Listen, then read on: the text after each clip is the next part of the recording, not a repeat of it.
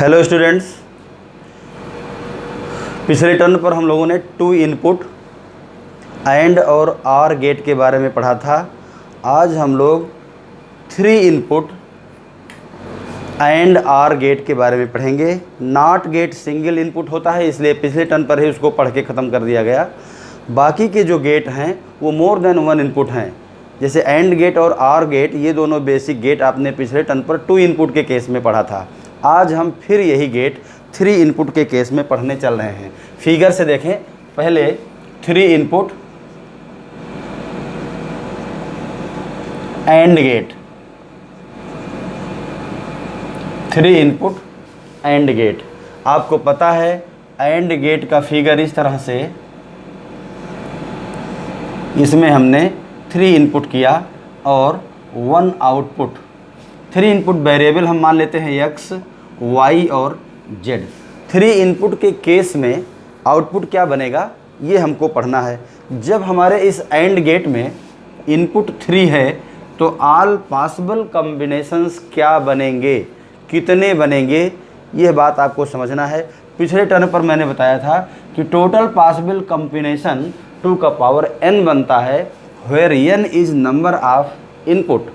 इस केस में इनपुट 3 है, इसलिए इसका कैलकुलेशन हुआ 2 का पावर 3 इज इक्वल टू 8। कुल 8 कॉम्बिनेशन बनेंगे। अब उन 8 कॉम्बिनेशन का हमें ट्रुथ टेबल बनाना है। देखें आप, ट्रुथ टेबल में हमने तीनों वेरिएबल को सीक्वेंस में लिख लिया। पहला x, दूसरा y, तीसरा z और चौथा रिजल्टेंट कॉलम होगा। अब यहाँ देखिए x, y, z ये इनपुट होगा और r हमारा रिजल्टेंट होगा। यहाँ r लिखते हैं। अब कॉम्बिनेशन बनाना शुरू करते हैं। जैसे x0, y0, z0, x भी 0 हुआ, y भी 0 हुआ, z भी 0 हुआ। इसी तरह से x0, y0, z1, x1, y1, z1। इस तरह से बनते बनते कुल 8 कॉम्बिनेशन बनेंगे। उन 8 कॉम्बिनेशन को अगर आप बनाने की कोशिश करेंगे तो थोड़ा आपको समय ज़्यादा लगेगा। इस 8 कॉम्बिनेशन को बनाने का एक तरीका है, उसको ध्यान से समझें। ये आपको पता है कि x, y और z तीनों में कुल 8 वैल्यू आएगी, 8 वैल्यू। वो 8 वैल्यू हम जल्दी से कैसे भरें, बिना बहुत ज़्यादा दिमाग लगाए ये टेबल कैसे कंप्लीट होगी, वो बात आप ध्यान से सुनें। x में 8 कॉम्बिनेशन आएंगे, y में 8 कॉम्बिनेशन आएंगे, z में 8 कॉम्बिनेशन आएंगे। इसी तरह रिजल्टेंट में भी कुल 8 कॉम्बिनेशन बनेंगे। वो कॉम्बिनेशन कैसे बनेगा पहले ध्यान दें। x में 4 times continuous 0 and 4 times 1, 0 0 0 0 1 1 1 1, complete हो गया x। अब y कॉलम में इसका आधा चलेगा, 2 बार 0, 2 बार 1, 2 बार 0, 2 बार 1, ऐसा लिखते आएंगे जब तक 8 कॉम्बिनेशन पूरे नहीं हो जाते। 0 0 1 1 0 0 1 1, y कॉलम भी पूरा हो गया। z कॉलम में एक बार 0, एक बार 1, एक बार 0, एक बार 1, ऐसा करते करते 8 डिजिट पूरा करेंगे। 0 1 0 1 0 1 0 1। इस सीरीज में जब आप चलेंगे तो ना तो कोई कॉम्बिनेशन रिपीट होगा और ना ही इसको बनाने में आपको ज़्यादा देर लगेगी। ये हमने सारे इनपुट कॉम्बिनेशन कंप्लीट कर दिए। अब हमको आउटपुट देखना है कि इन कॉम्बिनेशंस में आउटपुट क्या आएगा।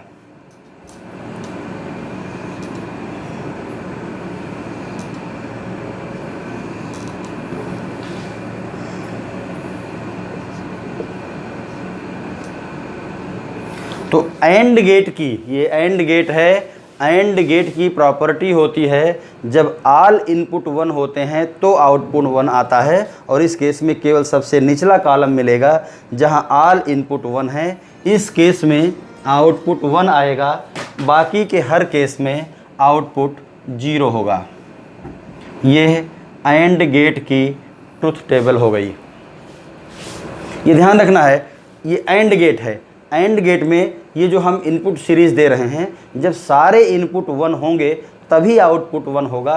अगर एक भी इनपुट 0 हुआ तो आउटपुट 0 हो जाएगा। इसको हम अभी एक लॉजिक सर्किट से आपको समझाते हैं। इसी तरह से 3 इनपुट आर गेट, ध्यान दीजिए 3 इनपुट आर गेट, आपको पता है आर गेट का फिगर इस तरह से होगा। ये डायग्राम कर्व होगा, स्ट्रेट लाइन नहीं होगी। पीछे ये हमारा आउटपुट हो गया और फ्रंट में ये 3 इनपुट x, y और z।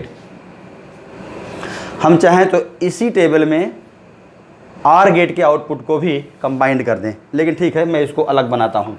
ये टेबल हमारी कंप्लीट हो गई। इसके बाद हम अब आर गेट का ट्रुथ टेबल बनाने चल रहे हैं। इसी सीरीज में आर गेट को पूरा करेंगे।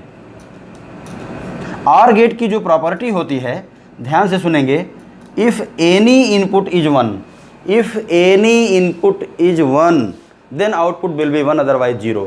अगर इनपुट सीरीज में एक भी 1 आ गया तो आउटपुट 1 हो जाएगा। इसका रिजल्ट देखें, रिजल्टेंट वैल्यू यहाँ तीनों इनपुट 0 है इस कम्बिनेशन में, इसलिए आउटपुट 0 होगा। बाकी हर कम्बिनेशन में कहीं ना कहीं 1 है, और अगर 1 है तो आउटपुट 1 आएगा। तो कुल मिलाकर के कंक्लूडेड ये हो गया कि एंड इनपुट में, एंड गेट में जितने इनपुट कॉम्बिनेशन बनेंगे उसमें जब सारे इनपुट 1 होंगे तब आउटपुट 1 होगा, अदरवाइज 0। आर के सीरीज में जब एक भी इनपुट 1 हो जाएगा तो आउटपुट 1 हो जाएगा, अदरवाइज 0। इस तरह से आपने देखा एंड और आर गेट का हमने 3 इनपुट का ट्रुथ टेबल और डायग्राम बना दिया है। इसी तरह से अब हम 4 इनपुट का टेबल बनाने चल रहे हैं। 4 इनपुट में क्या होगा कि हमारे पास वेरिएबल्स 4 हो जाएंगे। जैसे आप इसको देखिए, अब मैं इसको A, B, C और D के टर्म में लेता हूँ। इसी तरह से आर गेट में भी, ये हमारा आर गेट है, इसमें A, B, C और D हमने ले लिया। तो फिर हमारे इनपुट कॉम्बिनेशन कितने बनेंगे, इनपुट कॉम्बिनेशन कितने बनेंगे, इसका मैंने अभी अभी आपको फार्मूला बताया है कि 2 का power n, where n is equal to number of input. पिछले गेट में 3 था, इसलिए 2 का पावर 3 हो गया। अब हमारा इनपुट 4 हो गया, तो ये हो जाएगा 2 का पावर 4। कुल कॉम्बिनेशन कितने बनेंगे, 2 का power 4 is equal to 16 combination आपके ट्रुथ टेबल में बनेंगे। वो 16 कॉम्बिनेशन मैं यहाँ लिख रहा हूँ। तो यहाँ हो गया A, B, C, D और R रिजल्टेंट। इसमें हम पूरे 16 कॉम्बिनेशन लिखने चल रहे हैं। यहाँ भी हम वही स्टेप फॉलो करेंगे जो आपने पीछे किया था। सिस्टम यह है कि हम इस टेबल में वैल्यू पुट करने के लिए, अभी आप देखिए इसमें कुल कितने कॉम्बिनेशन बनेंगे, 16, चारों में 16 बनेंगे। तो 16 बनाने के लिए यहाँ वैल्यू किस सीरीज में डाली जाए, तो पहले पार्ट में 8 का कॉम्बिनेशन चलेगा, 8 to 8, 8 बार 0, 8 बार 1, 1 2 3 4 5 6 7 8, 1 2 3 4 5 6 7 8। अब यहाँ क्या होगा, 4 to 4 चलेगा। 4 to 4 का मतलब 4 times 0, 4 times 1, 4 times 0, 4 times 1, जब तक 16 ना पूरे हो जाएं। तो ये हो गया 0 0 0, 1 1 1 1, 0 0 0 0, 1 1 1 1, 4 times 0, 4 times 1, फिर 4 times 0, 4 times 1। अब यहाँ आ गए C में, यहाँ 2 2 2 चलेगा, 2 कॉम्बिनेशन। तो क्या होगा, 0 0 1 1, 0 0 1 1, 0 0 1 1, 0 0 1 1, ये हो गया। और लास्ट D में 0 1 0 1 0 1 0 1 0 1 0 1 0 1।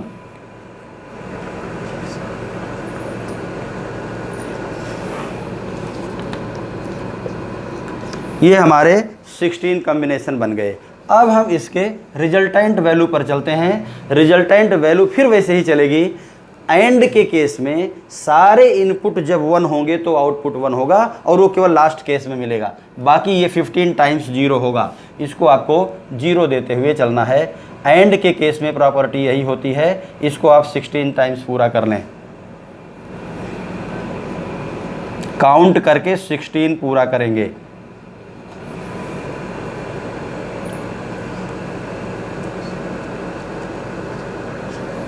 आपने देखा ये पूरे 15 टाइम्स 0 है और लास्ट में 1 है।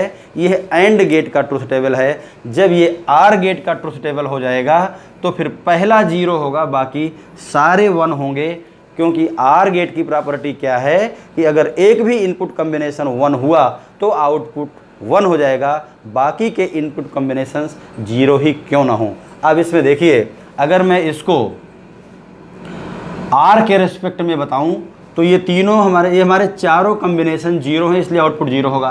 दूसरे में क्या है, 3 टाइम्स 0 के बाद एक 1 आ गया। जब ये 1 आ गया तो हमारा आउटपुट 1 हो जाएगा। और आपको हर कॉम्बिनेशन में कहीं ना कहीं 1 दिख रहा है। देखिए इसमें यहाँ 1 है, इसमें 2 बार 1 है, तो भी हमारा आउटपुट 1 आएगा। जहाँ भी एक भी सीरीज में 1 मिल गया तो आउटपुट 1 बनेगा। ये आर की प्रॉपर्टी है, ध्यान देंगे। अगर ये एंड की प्रॉपर्टी हुई तो सबसे नीचे 1 होगा, बाकी के सारे इनपुट सीरीज में आउटपुट 0 आएगा एंड के केस में। तो ये बुक्स में भी देखेंगे तो वहाँ सीधे सीधे इसका रूल दिया गया है। In case of OR gate, if any one input is 1 then output will be 1, and if all input is 1 then output will be 1 in case of AND gate. तो ये हमने 2 इनपुट, 3 इनपुट और 4 input combination में हमने AND और OR gate truth table बना दिया। अब हम थोड़ा सा एक सर्किट डायग्राम से इसको समझते हैं कि AND और OR गेट के केस में हम कैसे डिसाइड करेंगे कि कब हमारा आउटपुट 1 होगा और कब 0 होगा, क्यों होगा। एक तो हमने बता दिया, आपको रूल बता दिया कि in case of AND gate if every input is 1 then output will be 1। In case of OR gate if any input is 1 then output will be 1। इतना ध्यान रखेंगे तो आपकी ट्रुथ टेबल कभी गलत नहीं होगी। फिर भी इसको हम एक सर्किट डायग्राम से शो करते हैं। ये हमारी एक बैटरी है, यहाँ पर प्लस माइनस टर्मिनल बना हुआ है और यहाँ से हम कनेक्शन जोड़ते हैं। ध्यान देना है, ये हमारा बैटरी कनेक्शन है। बैटरी से ये हमारा बल्ब जुड़ा हुआ है, ये बल्ब का दूसरा पॉइंट आकर के बैटरी के निगेटिव पार्ट पर कनेक्ट हो गया। ये हमारा पहला वेरिएबल है x, ये हमारा दूसरा वेरिएबल है y। इस वेरिएबल को हम स्विच के रूप में जानते हैं। अब आप ध्यान से देखिए, अगर हम इस स्विच को प्रेस करेंगे, ये पॉजिटिव करंट है, पॉजिटिव करंट इस वायर से यहाँ तक आया हुआ है, लेकिन यहाँ कनेक्शन ब्रेक है। जब हम इस बटन को टच करेंगे इसमें तो करंट यहाँ फ्लो कर जाएगा, लेकिन यहाँ आके ब्रेक है। जब दूसरे बटन को टच करेंगे तो ये बल्ब जलेगा। ये बल्ब कब जलेगा? If x is 0 and y is 0 it means both switch are in off position, तो बल्ब जलेगा। मैं इसको रिजल्टेंट मानता हूँ। जलने का मतलब 1, न जलने का मतलब 0। बाइनरी डिजिट में जो हम लोग 0 और 1 पढ़ते हैं, इस 0 को हम लोग बोलते हैं फॉल्स और 1 को बोलते हैं ट्रू। 0 को हम लोग बोलते हैं नो, 1 को हम लोग बोलते हैं यस, और इस 0 को हम लोग बोलते हैं ऑफ और इस 1 को हम लोग बोलते हैं ऑन।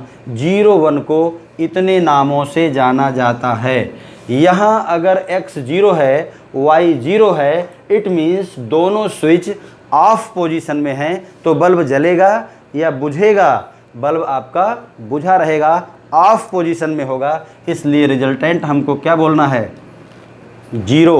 अब हम कहते हैं कि हमारा x तो ऑफ है लेकिन y ऑन है। x तो ऑफ है, y ऑन है, बल्ब जलेगा? नो। तो रिजल्ट क्या होगा? 0। फिर मैं कहता हूँ x ऑन है, y ऑफ है, तो बल्ब जलेगा? नहीं, 0 हो गया। फिर मैं कहता हूँ x भी ऑन है और y भी ऑन है, तो बल्ब जलेगा? यस। अगर यस तो 1। अब आप समझ गए होंगे कि ट्रुथ टेबल में 0 और 1 कैसे आ रहा है। ये 2 इनपुट है क्योंकि इसमें 2 स्विचेज लगी हुई हैं। तो आपने देख लिया, ये हमारा एंड गेट का रिजल्टेंट है। मैं यहाँ एंड लिख देता हूँ। एंड गेट में क्या कॉम्बिनेशन मिला? अगर दोनों इनपुट 0 है तो आउटपुट 0, पहला 0 दूसरा 1 तो आउटपुट 0, पहला 1 दूसरा 0 तो आउटपुट 0, और अगर दोनों 1 तो आउटपुट 1। इसी तरह से मैं यहाँ पर एक स्विच और बढ़ाता हूँ। चलिए, अभी जैसे मैंने ट्रुथ टेबल में बताया, ये पहला स्विच है A, दूसरा B, तीसरा C। जब तीनों स्विच ऑन होंगे तो बल्ब जलेगा, अदरवाइज बल्ब नहीं जलेगा। कुल कॉम्बिनेशन कितने बनेंगे? 8 कॉम्बिनेशन में तीनों 1 कब होगा? सबसे लास्ट में, तभी आपका बल्ब ऑन पोजीशन में होगा, अदरवाइज ऑफ पोजीशन में होगा। इसीलिए एंड गेट के ट्रुथ टेबल में सबसे लास्ट में, ट्रुथ टेबल में आपने देखा होगा कि जहां तीनों इनपुट 1 हैं उस समय हमारा आउटपुट 1 आएगा, अदरवाइज 0 आएगा। ये जो सर्किट आपको दिखाई पड़ रहा है यह एंड गेट पर बेस्ड है। अब मैं इसी सर्किट को आर गेट में कन्वर्ट करने चल रहा हूँ। देखिए कैसे होगा। आर गेट में इस सर्किट का पूरा सिस्टम चेंज हो जाता है। ये हो गया, यहाँ से पहला स्विच और यहाँ से दूसरा स्विच यहाँ आके कनेक्ट हो गया। ये हमारा है X और ये है Y। अब यहाँ देखिए आप, स्विच का हमने डायग्राम चेंज कर दिया। अब इस तरह से अगर डायग्राम करेंगे तो ये हमारी आर सीरीज बनेगी। अब आप देखिए, ये निगेटिव माइनस तो हमारा आ करके यहाँ बल्ब से डायरेक्टली कनेक्टेड है, लेकिन प्लस आ करके इस जगह पर ये स्विच हमारी देखिए ऑफ पोजीशन में है और ये स्विच हमारी ऑफ पोजीशन में है। करंट यहाँ भी है, यहाँ भी है, दोनों पॉइंट पर करंट है। अगर मैंने X को दबाया, इसमें टच कर गया तो करंट इधर से आके बल्ब को ऑन कर दिया। Y स्विच हमारी चाहे चालू रहे चाहे बंद रहे, लेकिन अगर हमने Y स्विच को दबाया तो करंट इधर से आकर के फिर बल्ब को मिल गया और बल्ब ऑन हो जाएगा। इस तरह से X और Y में दोनों में से कोई एक स्विच अगर ऑन हुई तो बल्ब जल जाएगा। दोनों का स्विच ऑन होना मस्ट नहीं है, और अगर दोनों ऑन होंगे तो भी जलेगा। तो ज़रा आउटपुट देखिए आप, X0 Y0 का मतलब दोनों स्विच ऑफ पोजीशन में हैं तो हमारा बल्ब नहीं जलेगा।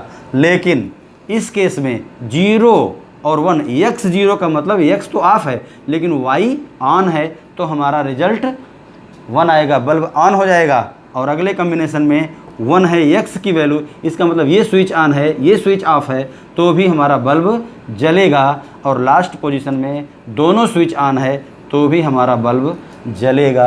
ये हमारा आर गेट का ट्रुथ टेबल का सर्किट है, जिसके थ्रू हम ये ध्यान दें तो हमको ये टेबल बनाना आसान हो जाएगा। इसी तरह से अगर 3 इनपुट होगा तो इसमें एक स्विच और बढ़ जाएगी, एक स्विच और बढ़ जाएगी तो भी फंक्शन वैसा ही होगा।